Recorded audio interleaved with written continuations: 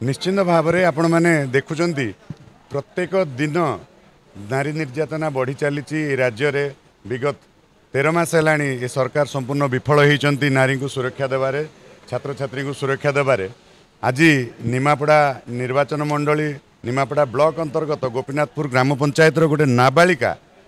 भावंतु ता उपरे दुर्बृत्त मैंने आसिक ता देहरे निआं लगे कौन पाई करिसंती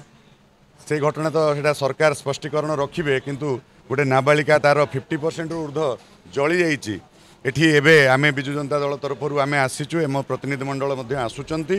एठी क्रिटिकल परिस्थिति अच्छी तार